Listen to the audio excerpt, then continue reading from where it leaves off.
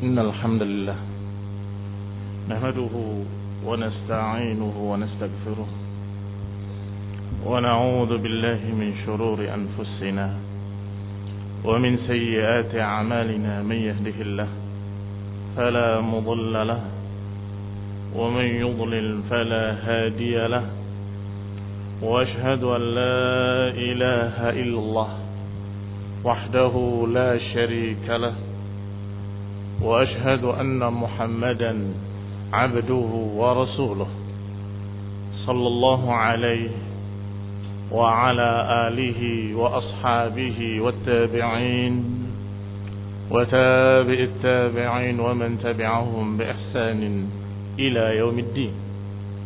يا أيها الذين آمنوا اتقوا الله حق تقاته ولا تموتن إلا وأنتم مسلمون. يا أيها الناس اتقوا ربكم الذي خلقكم من نفس واحدة وخلق منها زوجها وبث منهما رجالا كثيرا ونساء واتقوا الله الذي تساءلون به والأرحام إن الله كان عليكم رقيبا. يا أيها الذين آمنوا اتقوا الله وقولوا قولا سديدا يصلح لكم أعمالكم ويغفر لكم ذنوبكم ومن يطع الله ورسوله فقد فاز فوزا عظيما. أما بعد فإن خير الحديث كتاب الله وخير الهدي هدي محمد صلى الله عليه وعلى آله وسلم وشر الأمور محدثاتها فإن كل محدثة بدعة وكل بدعة ضلالة وكل ضلالة في النار. إخواني الحاضرين, kaum muslimin yang saya hormati, khususnya bapak-bapak kita yang kita hormati, pejabat-pejabat yang kita muliakan, apakah wali kota, Balikpapan atau yang mewakilinya, demikian pula Pangdam Mulawarman atau yang mewakilinya, dan juga Kapolda yang kami hormati atau yang mewakilinya. Kami ucapkan jazakumullahu khairan. Semoga Allah membalas kebaikan dan sambutan yang sudah disampaikan. Karena sungguh hari ini saya rasakan begitu indah kebersamaan yang terlihat nyata antara penguasa dan rakyatnya, antara al-umara wal ulama, orang-orang yang merupakan umara, para amir, para penguasa, dan mereka para ustadz, para kiai yang mereka membawa ilmu.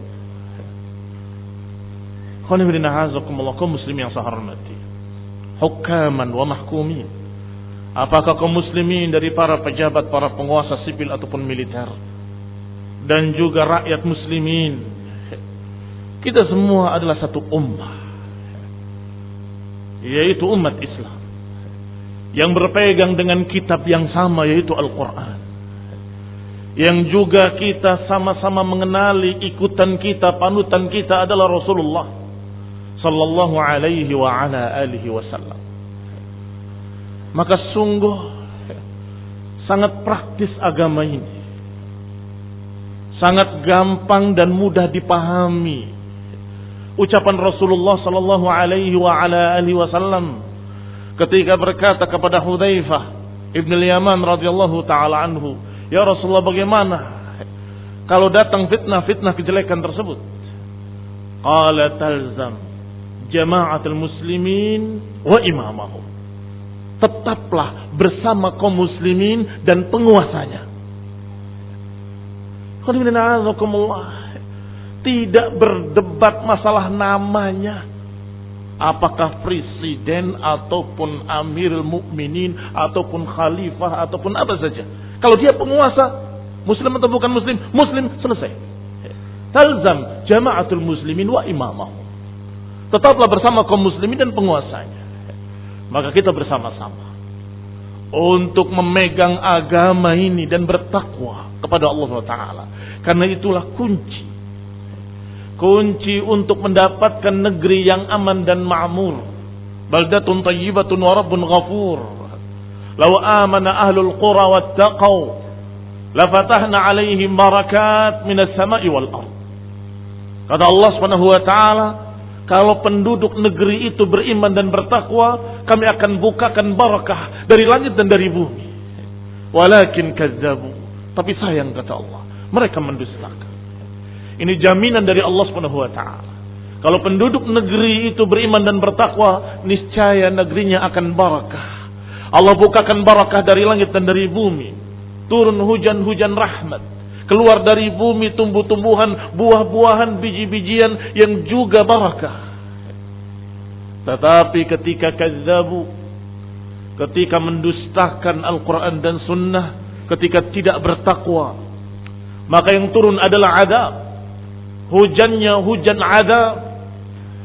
Keluarnya dari bumi bukan buah-buahan, juga adab.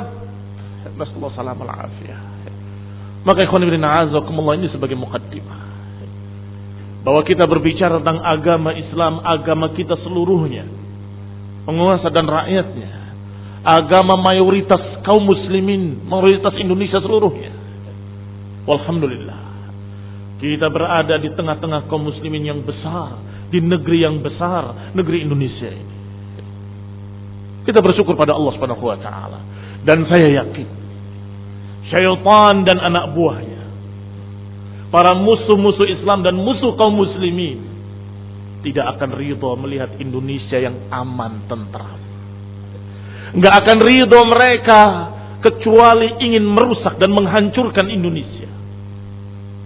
Dengan kata lain, negara muslimin yang terbesar.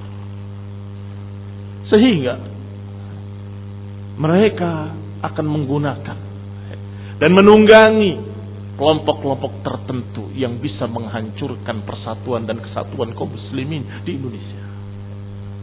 Dan sudah terlihat nyata bahwa yang mereka pilih untuk mereka tunggangi adalah kalau tidak Khawarij, Syiah Rafidhah, atau dua-duanya. Mengapa demikian? Karena dua kelompok ini memiliki kesamaan, kemiripan dalam satu hal, yaitu mereka munculnya pertama kali sepanjang sejarah adalah kaitannya dengan politik dan penguasa, pertentangannya terhadap penguasa. Khawarij muncul pertama kali ketika mereka demonstrasi, berangkat dalam jumlah besar dari Kufah, dari Irak, dan dari Mesir, dari Basrah, berduyun-duyun datang ke Madinah untuk menuntut Utsman bin Affan agar turun dari jabatannya. Ini awal pertama munculnya Khawarij. Sebelum itu nggak kenal yang namanya demonstrasi. Umat Islam nggak kenal yang namanya tuntutan seperti itu untuk menjatuhkan penguasa atau menarik penguasa. Tidak ada. Bid'ah pertama yang muncul adalah bid'ah khuruj, bid'ah pemberontakan di masa Utsman bin Affan. Utsman bin Affan terkepung di rumahnya, radhiyallahu taala anhu. Para sahabat-sahabat yang mulia, mereka berdiri menjadi tameng hidup melindungi Amirul Mukminin, penguasa yang mulia, Utsman bin Affan radhiyallahu taala anhu. Sampai mereka sudah mulai kurang ajar, maka mereka mengatakan, ya Amirul Mukminin, perintahkan kami untuk perangi mereka. Kata Utsman bin Affan, jangan. Aku nggak mau mengucapkan satu kalimat yang menyebabkan terjadinya pertumpahan darah sama muslimin. Lihat rahmat, lihat kasih sayang Islam. Aku tidak mau mengucapkan satu kalimat yang menyebabkan pertumpahan darah terjadi sama muslim. Sampai akhirnya pertahanan pun jebol. Mereka berhasil masuk merangsek ke rumah Utsman. Dibunuh Utsman. Pertama pedang mengenai tangan beliau dan putus tangannya, mengenai tangan istrinya yang melindunginya. Bayangkan, perempuan yang melindunginya mereka berani masuk. Sama sekali tidak sunnah. Masuk ke rumah orang tanpa izin, apa hukumnya? Bahkan melihat wanita yang bukan mahramnya, istri orang lain, apa hukumnya? Bahkan sampai mengayunkan pedangnya dan mematahkan, memutuskan tangannya, dan kemudian membunuh Utsman bin Affan dalam keadaan membaca Al-Quran, tidak melawan apapun dan tidak menolak, hanya membaca Al-Quran. Ini dia memilih untuk dia sendiri yang korban, agar tidak umat Islam. Demikian pula Syiah Rafidhah yang dimulai dengan munculnya seorang Yahudi Abdullah bin Saba yang mengadu domba. Provokator pertama yang memecah belah kaum muslimin dalam sejarah Islam adalah Abdullah bin Saba, pencetus agama Syiah Rafidhah.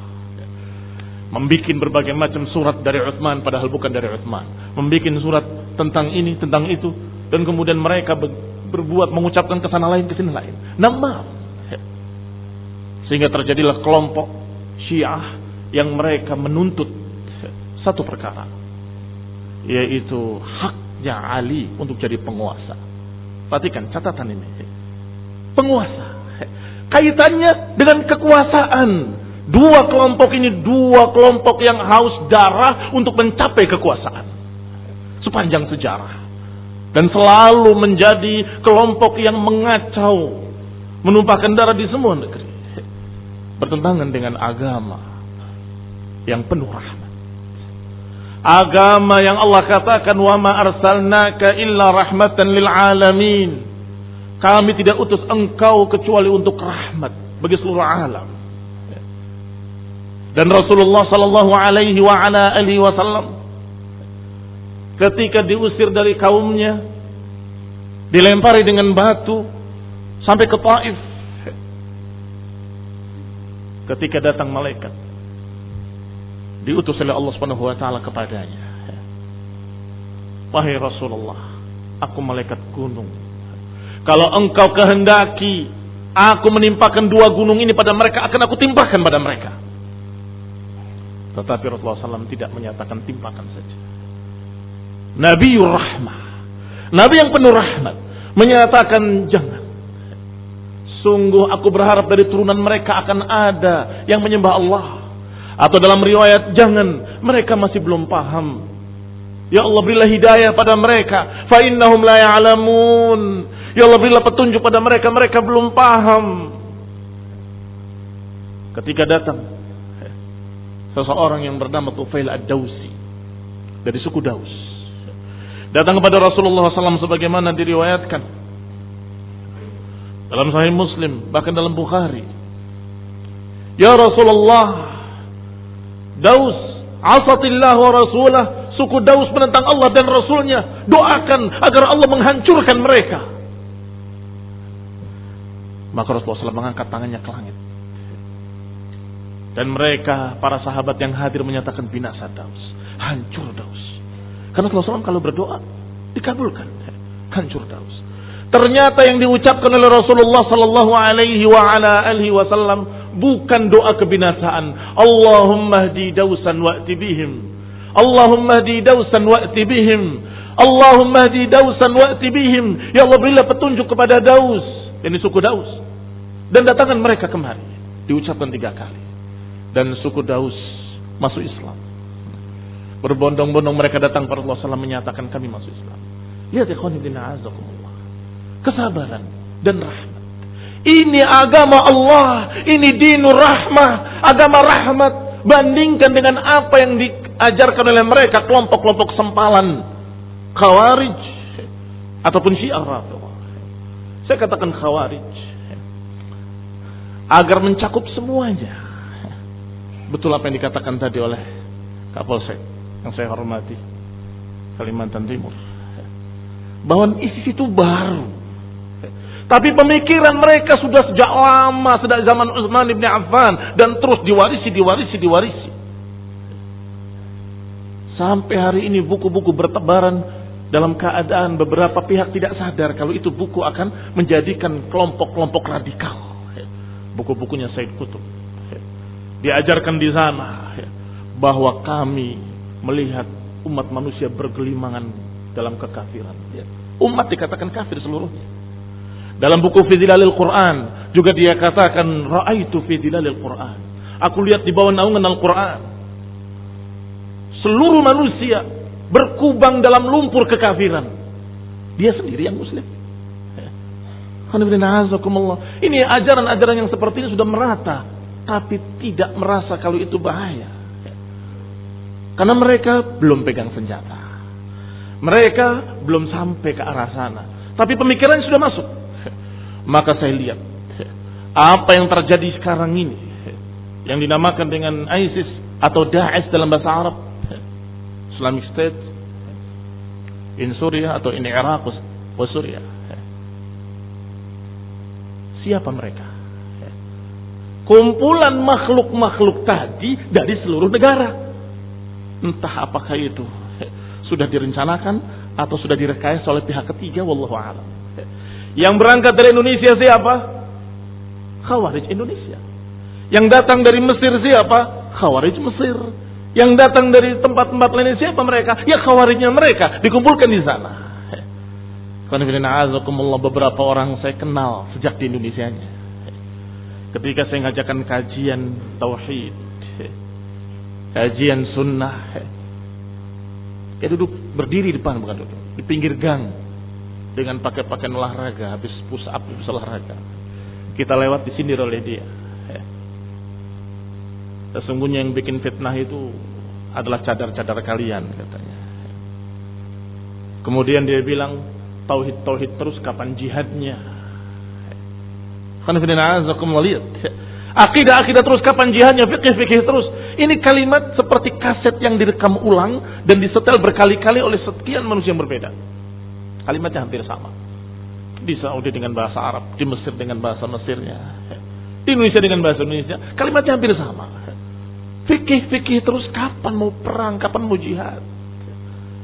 Kalau bisa kita berdakwah tanpa perang, wabihi wa ni'mah, itu yang kita harapkan.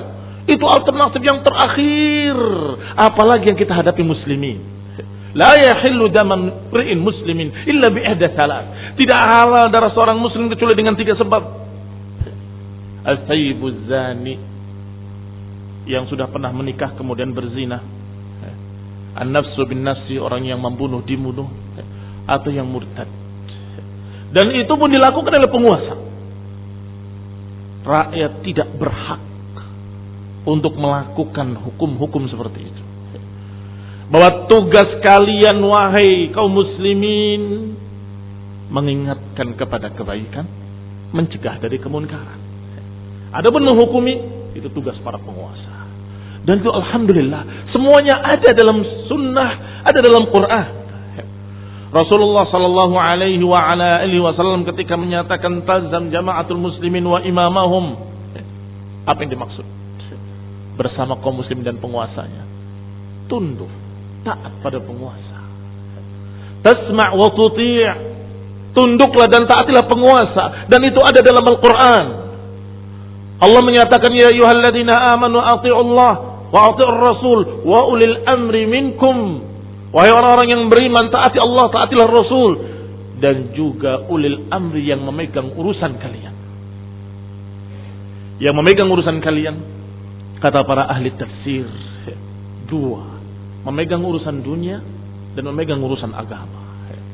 Yang memegang urusan agama adalah para ulama, dan yang memegang urusan dunia adalah para penguasa. Maka hendaklah kalian taati para penguasa dan para ulama. Taatilah al-umara wal ulama. Itu mana ayat. Bahkan jangankan penguasa yang adil, jangankan penguasa yang baik, yang saleh, Masya Allah, penguasa kalaupun zalim tidak boleh kita perangi, tidak boleh kita melawan. Sampai dikatakan oleh seorang sahabat, ya Rasulullah, ma as'aluka, aku tidak bertanya kepadamu tentang para penguasa yang baik. As'aluka, aku tanya padamu tentang penguasa yang yaf'al kaita wa kait, yang berbuat begini dan begitu, disebutkan kejelekan-kejelekan. Jawaban Rasulullah SAW, tasma' wa tuti' wa in daraba dhahrak wa akhadha malak. Tetaplah kalian dengar dan taat pada yang baik. Walaupun mereka memukul punggungmu, merampas hartamu. Ketika pernah saya sampaikan dalam khutbah Jumat, Setelah selesai bubar sholat Jumat ada yang bertanya, ya Ustaz, masa kita dipukul diam? Masa dirampas hartanya diam? Seakan-akan tidak terima. Kau suruh taat sama penguasa dalam keadaan dipukul punggungnya, dirampas hartanya. Saya jawab bahwa agama ini melihat lebih jauh dan lebih luas. Tidak melihat engkau secara pribadi, tidak. Kalau engkau dalam keadaan dipukul, dirampas hartamu, itu adalah engkau secara pribadi. Ketika engkau melawan, gak mungkin kau sendirian, pasti menggerakkan. Kalau menggerakkan, yang terjadi peperangan muslimin melawan muslimin, mana yang lebih besar fitnahnya? Dan berapa banyak yang korban? Imam Ahmad rahimahullah ditangkap, dipenjara, disiksa. Karena apa? Hanya karena mempertahankan kebenaran bahwa Al-Quran itu ucapan Allah, bukan makhluk. Allah berbicara dan ini ucapan Allah, Al-Quran. Ditangkap, dipaksa oleh penguasa yang madhabnya madhab Mu'tazilah. Maka berdatangan para fuqaha Baghdad, bukan orang sembarangan, fuqaha, ahli-ahli fiqih dari Baghdad, datang ke penjara. Ya Imam, apakah kita mau tinggal diam? Apakah kita nggak melawan?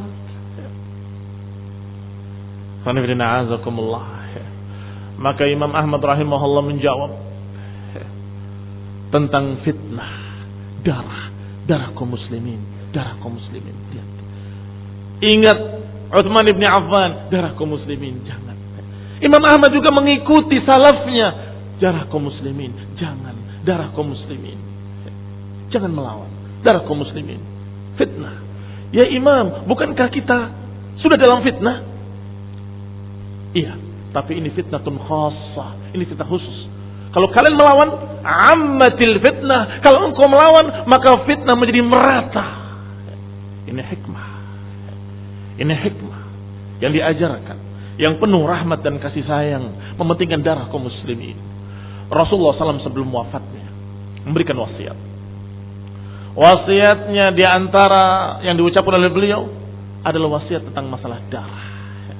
La tarji'u ba'di kuffaran yadribu ba'dukum riqaba ba'd. Jangan kalian kembali menjadi orang-orang kafir lagi, yaitu saling memenggal sesama kalian. Kufaran, kata para ulama, menjadi seperti orang-orang kafir menghalalkan darah kaum muslimin. La tarji'u ba'di kuffaran yadribu ba'dukum riqaba ba'd. Jangan kalian menjadi seperti zaman dulu lagi, saling berperang, saling membunuh sesama muslimin. Dan beliau menyatakan, ayu yaumin hadza, hari apa ini? Mereka tahu kalau itu adalah hari Arafah, tapi karena khawatir Rasulullah SAW akan mengganti, menyatakan Allahu wa Rasuluhu a'lam. Bulan apa ini? Mereka juga tahu itu bulan Dzulhijjah, tapi karena khawatir Rasulullah SAW akan menggantikan dengan nama lain, mereka mengatakan Allahu wa Rasuluhu a'lam. Negeri apa ini? Mereka juga tahu itu negeri Mekah, tapi karena khawatir akan diganti namanya dengan nama lain oleh Rasul, maka mereka menyatakan Allahu wa Rasuluhu a'lam. Allah dan Rasul yang lebih tahu. Maka Nabi menjawab, bukankah hari ini hari yang suci? Bukankah bulan ini bulan yang suci? Bukankah negeri ini negeri yang suci? Inna dima'akum haramun alaikum ka hurmati yaumikum hadha fi baladikum hadha fi syahrikum hadha. Ketahuilah bahwa darah kalian suci seperti sucinya hari ini, di bulan ini, di negeri ini. Ala hal balagh, Allahumma syahad. Ya Allah, bukankah aku sudah menyampaikan? Ya Allah, saksikanlah. Sampai menyatakan, bukankah aku sudah sampaikan? Ya Allah, saksikanlah, aku sudah sampaikan. Maka mereka enggak punya hujjah. Kalau Khawarij, apakah ISIS ataupun Jamaah Islamiyah atau Jamaah Muslimin atau JIIJ dan segala macam bentuk-bentuknya, kalau mereka mengkafirkan kaum muslimin yang masih salat, menghalalkan darah mereka, maka ini adalah yang tidak sama sekali ikut wasiat Rasulullah yang menyatakan bahwa darah kaum muslimin suci, enggak boleh ditumpahkan, terjaga seperti terjaganya hari haram, hari yang suci, hari Arafah, seperti terjaganya negeri Mekah, seperti sucinya Ka'bah. Maka sungguh kejahatan yang luar biasa adalah kejahatan mereka kaum Khawarij. Sehingga jangan dianggap terlalu berlebihan. Kalau mereka itu kemudian dihukum dengan hukuman mati, itu wajar. Bahkan seorang sahabat yang mulia, Abu Umamah Al-Bahili radhiyallahu taala anhu, pernah masuk ke masjid Damaskus dalam keadaan kepala-kepala Khawarij dipasang di sana, sudah dipenggal untuk menjadi peringatan bagi kaum muslimin. Beliau salat 2 rakaat, kemudian berkata, melihat kepala-kepala tadi, menangis. Yang mengantarnya seorang tabi'i, Abu Ghalib, menyatakan, "Ya Aba Umamah, kenapa engkau menangis? Kamu ngelihat kepala-kepala ini?" "Iya." "Kenapa?" "Syarrul qatla tahta adimis sama." Ini sejelek-jelek bangkai di bawah naungan langit. Menangis, tapi ketika ditanya ternyata dicerca. Kilabun nar, ini anjing-anjing neraka. Kata Abu Ghalib, "Tapi kenapa engkau menangis?" "Aku menangis karena mereka tadinya muslimin. Bagaimana syaitan menyeret mereka sampai menjadi seperti ini." Menyeret mereka sampai menjadi orang-orang yang hina. Mati dalam keadaan hina. Mati dalam keadaan mereka berbuat dosa, bermaksiat, menumpahkan darah kaum muslimin. Rasulullah SAW menyatakan, "Syarrul qatla tahta adimis sama." Sejelek-jelek bangkai di bawah naungan langit. Rasulullah sendiri yang menyatakan. Dan Abu Umamah ditanya, "Apakah engkau mengatakan dari dirimu atau dari Rasulullah SAW?" "Aku mengucapkan dari diriku. Idzan ana lajari." Kalau begitu aku kurang ajar. Aku mendengarkan dari Rasulullah SAW tidak sekali, tidak 2 kali, tidak 3 kali, tidak 4 kali, tidak 5 kali, sampai disebut 7 kali. Sering aku dengar ucapan Rasulullah SAW tentang mereka. Tapi kalau kita kumpulkan ucapan Rasulullah SAW tentang kelompok-kelompok sesat, yang paling jelek itu Khawarij. Ucapannya mengerikan. Pertama dikatakan syarrul qatla tahta adimis sama, sejelek-jelek bangkai di bawah naungan langit. Yang kedua dikatakan dengan kilabun nar, anjing-anjing neraka. Yang ketiga, Rasulullah SAW menyatakan tentang mereka bahwa mereka yakhrujuna minad din kama yakhrujus sahmu minar rumiyah. Mereka keluar dari agama seperti keluarnya anak panah dan dari buruannya, masuk dari satu sisi, keluar dari sisi lain. Karena saking kencengnya panah itu tembus, masuk dari satu sisi, keluar dari sisi lain. Ini gambaran mereka. Mereka semangat beribadah, semangat beramal, kemudian terlalu ekstrim, keluar dari sisi lain. Masuk dari sisi ini, keluar dari sisi lain. Kasihan. Maka Abu Umamah menangis. Mereka tadinya muslimin. Mereka tadinya orang-orang yang dalam keadaan mengerti dari bapak ibu mereka tentang agama ini. Rukun Islam ada 5, rukun iman ada 6. Mereka sholat, puasa. Tiba-tiba berubah menjadi orang-orang yang haus darah. Dan itu diucapkan sendiri oleh mereka, para Khawarij, dalam bukunya. Saya suka yang berbau darah. Wallah, seorang muslim tidak suka yang berbau darah. Kenapa? Karena din Islam, dinur rahmah. Agama Islam, agama rahmat. Itu kalau terpaksa, itu masih dipilah-pilah. Dalam perang, fisabilillah, apakah semua boleh dibunuh? Rasulullah menyatakan, siapa ini yang membunuh? Ada seorang wanita yang terbunuh. Ya Rasulullah, itu pasukan terdepan. Perintahkan pada mereka, la taqtulu asifan wala walidan. Perintahkan mereka, jangan bunuh anak kecil dan jangan bunuh pekerja. Jangan bunuh wanita. Pekerja sipil tidak boleh dibunuh, perempuan tidak boleh dibunuh, anak-anak tidak boleh dibunuh, dan pendeta-pendeta di gerejanya tidak boleh dibunuh. Umat Islam, agama rahmah. Apakah mereka tidak pernah membaca? Mereka hanya mengerti satu sisi saja.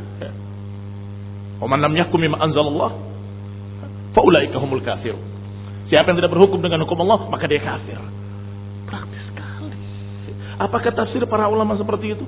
Ibnu Abbas radhiyallahu taala anhuma menasihati Khawarij disuruh oleh Amirul Mukminin Ali bin Abi Thalib. Nasihati mereka.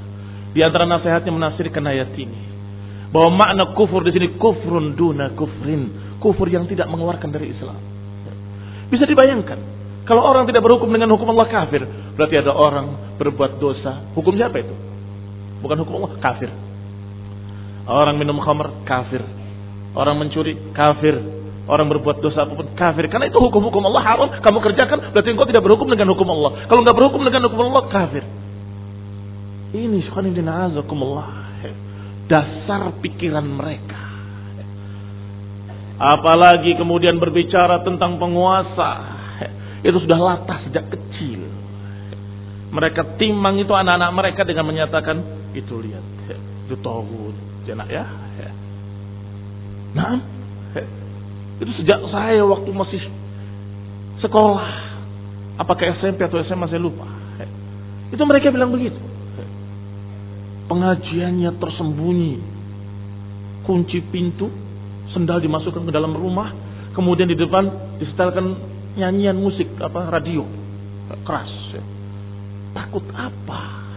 Kata Imam Khalifatul Rashid Umar bin Abdul Aziz rahimahullah, siapa yang mengadakan acara atau kajian-kajian sembunyi-sembunyi, fa'lamu, ketahuilah bahwa mereka ala ta'sisi dhalalah, berarti mereka sedang merencanakan kesesatan.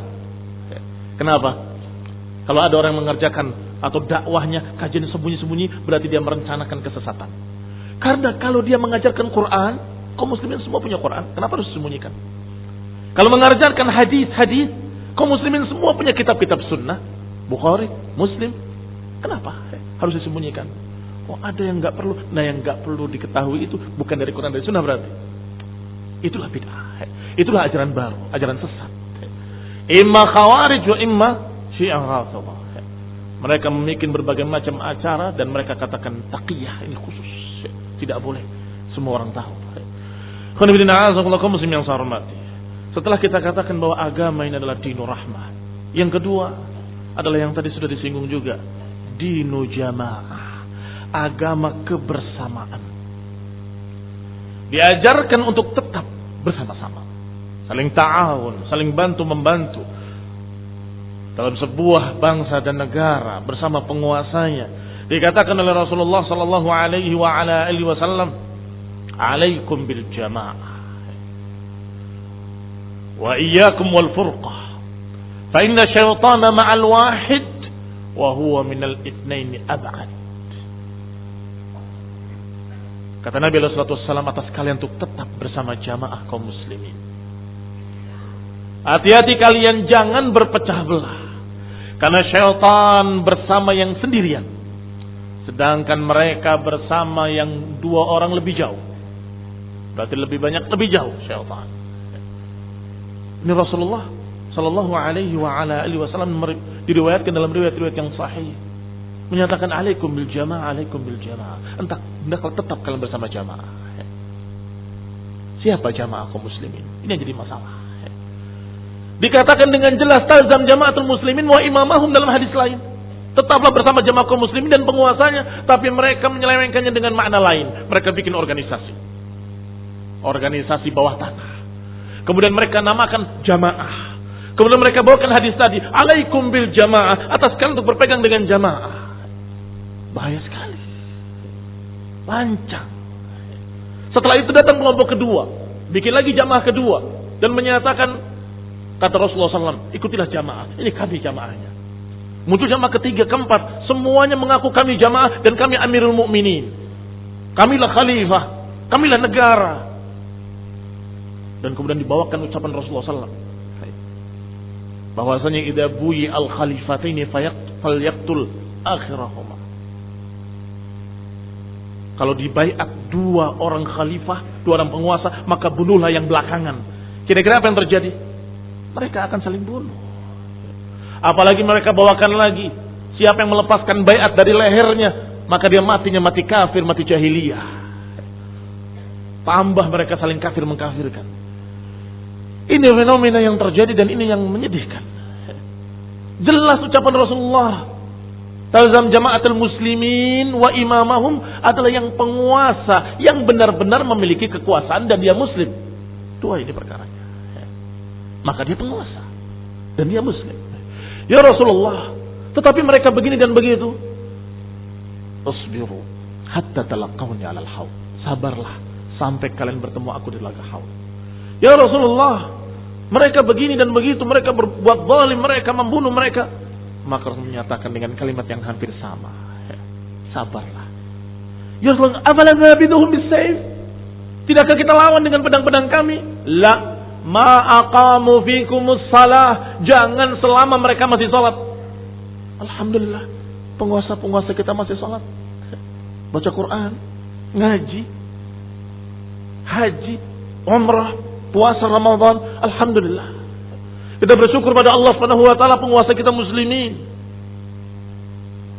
Pernah digambarkan oleh Rasulullah akan ada penguasa yang lebih mengerikan lagi. Dikatakan akan datang pada kalian penguasa-penguasa. Qulubuhum qulubu syayatin ala juthmanil ins. Akan muncul penguasa yang hati mereka hati-hati setan di tubuh-tubuh manusia. Bayangkan hatinya hati setan di tubuh manusia. La yastannuna bi sunnati wa la yahtaduna bi hadi. Mereka tidak mengikuti sunnahku, mereka tidak mengikuti bimbinganku. Kata para sahabat, ya Rasulullah, afala nunabiduhum bis sayf? Tidakkah kita lawan dengan pedang-pedang kami? Dijawab, la, jangan. Ma aqamu fikumus shalah. Jangan selama mereka masih menegakkan salat. Apa sebabnya enggak boleh melawan? Mereka muslimin masih salat, tidak halal darahnya. Itu masalahnya. Tapi kedoliman mereka tidak menjadikan mereka keluar dari Islam selama mereka masih salat, masih puasa, selama masih lurus akidah mereka, mengakui sesembahannya hanya Allah, tidak yang lain. Walhamdulillah rabbil alamin. Bahkan dikatakan yang dikecualikan illa antara kufran bawahan. Kecuali kalau engkau melihat kekafiran yang nyata-nyata, yang kau memiliki bukti di hadapan Allah Subhanahu wa taala. Itu pun kata para ulama adalah kekafiran yang nyata diketahui oleh kaum muslimin. Kenapa? Harus yang jelas kafirnya. Kalau yang tidak jelas, menurut kamu sudah kafir, tapi muslimin yang lain masih muslim, apa jadinya kira-kira? Yang masih menganggap ini muslim akan pro dia, dan kamu memerangi dia. Berarti akan terjadi peperangan muslimin melawan muslimin. Lihat ya khonibina azakumullah. Rasulullah SAW menyatakan illa antara kufran bawahan. Kalau kalian melihat kekafiran yang nyata, jelas. Kalau yang masih ragu-ragu menurut kamu begini, menurut yang lain tidak, hati-hati. Ini bahaya. Akan terjadi peperangan sesama kaum muslimin. Di sini Allahu Akbar, di sana Allahu Akbar. Serang. Jihad fisabilillah, mereka juga serang jihad fisabilillah. Kecuali kalau para pemberontak, maka hukumnya dibagi. Dan itu diucapkan oleh Allah Subhanahu wa taala dalam Al-Qur'an. Wa in ta'ifatani minal mu'minina iqtatalu fa aslihu bainahuma. Fa in baghat ihdahuma 'ala al-ukhra faqatilu allati tabghi hatta tafi'a ila amrillah. Kalau dua kelompok kaum mukminin berperang, maka damaikan keduanya. Fa in baghat ihdahuma 'ala al-ukhra. Kalau salah satu kelompok itu bughat itu adalah yang melawan penguasa yang sah. Itu namanya bughat. Fa in baghat ihdahuma, kalau salah satu kelompok itu melawan penguasa yang sah, faqatilul lati tabghi, maka perangilah mereka para bughat hatta tafi'a ila amrillah. Perangilah mereka sampai kembali kepada perintah Allah. Lihat, bukan sampai habis, karena mereka masih muslimin. Hatta tafi'a ila amrillah, sampai kembali kepada ketaatan. Kalau mereka sudah mau kembali, cukup. Hentikan. Mereka muslimin. Ini penguasa yang diperintahkan oleh Allah Subhanahu wa taala. Karena mereka lah memegang kekuasaan, mereka lah yang memegang senjata, mereka lah yang memiliki kekuatan. Imam Muhammad bin Abdul Wahhab dengan Imam Ibn Saud ketika itu menyatakan laka sayf walana fatwa. Pedang itu urusanmu, urusan saya fatwa. Itulah sungguh kebijakan yang paling adil antara penguasa dan umara. Bahwasanya urusan masalah pedang urusan penguasa, tetapi urusan para kiai, para ustadz, para guru adalah menyampaikan mana yang benar, mana yang salah, mana yang harus dikerjakan, mana yang harus ditinggalkan. Sebatas fatwa, sebatas nasihat. Ini khonifidina azakumullah Sesungguhnya namanya keadilan itu menempatkan pada tempatnya. Kalau ditempatkan pada tempatnya, terjadilah keadilan. Untuk urusan masalah fatwa, ilmu, fikih, segala macam, mereka orangnya. Tapi untuk urusan masalah hukum, strategi, segala macam, peperangan, mereka para penguasa orangnya. Dan ini keadilan. Niscaya akan berjalan dengan indah sebuah negara. Niscaya akan terwujud baldatun thayyibatun wa rabbun ghafur. Negeri aminan mutmainnan, negeri yang aman, tentram. Karena mereka masing-masing mengetahui hak-haknya. Wala takunu minal musyrikin, minal ladzina farraqu dinahum wa kanu syi'an. Janganlah kalian menjadi seperti akhlaknya musyrikin terdahulu, yang mereka berpecah belah dan memecah belah agama mereka. Kullu hizbin bima ladaihim farihun. Masing-masing mereka bangga dengan apa yang ada pada mereka. Mereka punya Tuhan masing-masing, punya berhala masing-masing, mereka punya pembimbing masing-masing dari dukun-dukun mereka. Berpecah belah, wajar. Itu musyrikin. Tetapi muslimin adalah hamba-hamba Allah yang senang tertib, yakni yang senang diatur. Kaum muslimin, kata Nabi, kal jamalil anif haitsu quyyidan qad. Seorang mukmin itu seperti unta yang jinak, di mana dia diikat, di situ dia terikat. Tentunya terikat dengan aturan dan hukum. Bukan orang-orang liar, bukan orang-orang yang tidak mau dipimpin, nggak mau diatur, bukan. Walhamdulillah rabbil alamin. Kaum muslimin adalah orang-orang yang siap untuk diatur. Tidak suka kekacauan, tidak suka mereka perkara-perkara yaitu kehancuran, kekacauan, peperangan, pertikaian, tidak suka. Mereka ingin ketertiban, keamanan. Mereka ingin agar Allah Subhanahu wa taala memberikan keamanan, rahmat, yaitu dengan mengajak seluruh kaum muslimin untuk kembali kepada Allah, beribadah kepada Allah saja dan tidak beribadah pada yang lain, mengikuti sunnah Rasulullah SAW dan tidak mengikuti ajaran-ajaran yang lain, dan kemudian mengikuti generasi pertama umat ini yang dimuliakan oleh Allah dan Rasulnya dari kalangan para sahabat dan tabi'in, dan mengikuti para ulama setelahnya. Inilah yang dikatakan dengan agama sebagai din, agama rahmat, dan kedua agama kebersamaan. Yang ketiga, ad-dinu nasihah. Agama itu nasihat. Liman ya Rasulullah, lillahi wa li kitabihi wa li rasulihi wa li a'immatil muslimina wa ammatihim. Agama itu nasihat. Untuk siapa? Untuk Allah. Ini ikhlas untuk Allah Subhanahu wa taala. Wa li kitabihi, untuk menerapkan kitabnya Al-Qur'an. Wa li rasulihi, untuk mengikuti sunnah Rasulullah sallallahu alaihi wasallam. Wa li